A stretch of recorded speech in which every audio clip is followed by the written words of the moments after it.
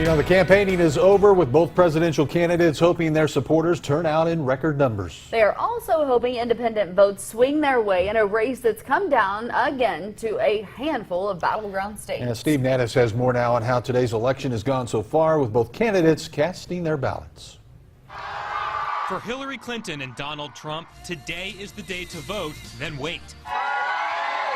The two presidential candidates join the millions of Americans across the country who are participating in the only poll that truly matters in this 2016 campaign. I know how much responsibility goes with this, and so many people are counting on the outcome of this election, what it means for our country, and I'll do the very best I can if I'm fortunate enough to win today. Clinton held a small lead in the final national polls released yesterday, but Trump remained in striking distance in many of the key battleground states necessary to reach 270 electoral votes. The GOP nominee, casting his ballot in New York City, believes his campaign will come out on top. It's looking very good.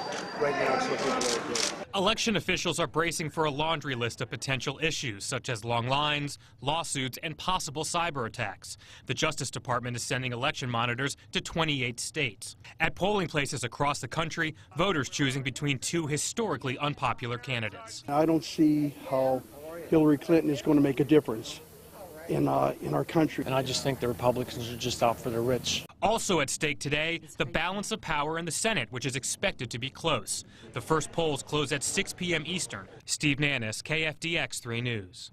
Taylor Newcomb is live out at Midwestern State University now, where students will soon be gathering to watch those returns come in at a watch party. Taylor.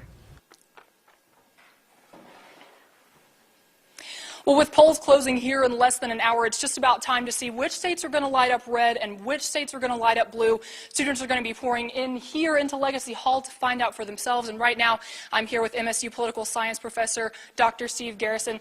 Dr. Garrison, I'm sure that you've been following the latest poll numbers, seeing that. What are you looking forward to tonight? What are you keeping a close eye on? Well, definitely the turnout, especially among the Democratic Party, will probably play a big role in who decides this election.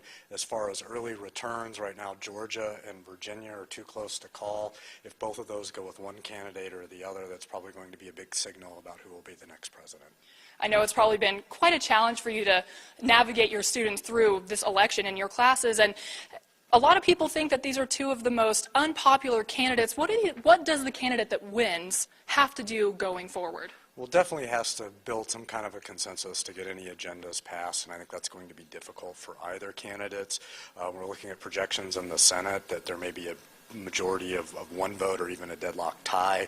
That isn't going to help either president be able to pass their initiatives. And of course, this isn't just about the presidential race, it's about the House and the Senate as well. What do you see happening there?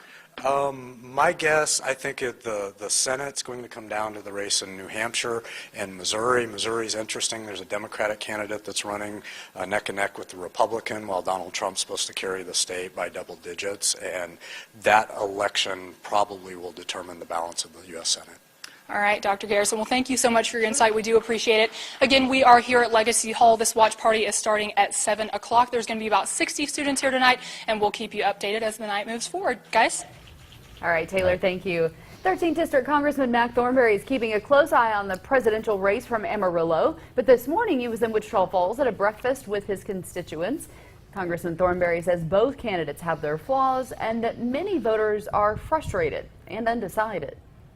Both parties have nominated the two most unpopular presidential candidates that either party's ever nominated, and that's made it hard for voters to navigate their way through in trying to figure out what the best answer for the country is.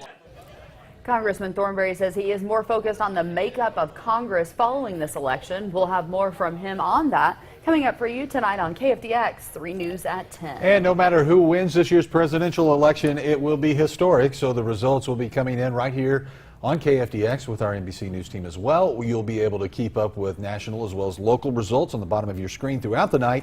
You can expect the latest as polls across the nation close, not only on the presidential race, but the congressional contests as well as the Senate. Coverage continues both locally and nationally immediately following this newscast. And online, we are bringing you updates from local and statewide races as well. It's all available for you on Texoma's homepage.com. We'll also have the latest from your local election headquarters tonight on KFDX 3 News at 10. Well, stay with us, everybody. Sports coming up next.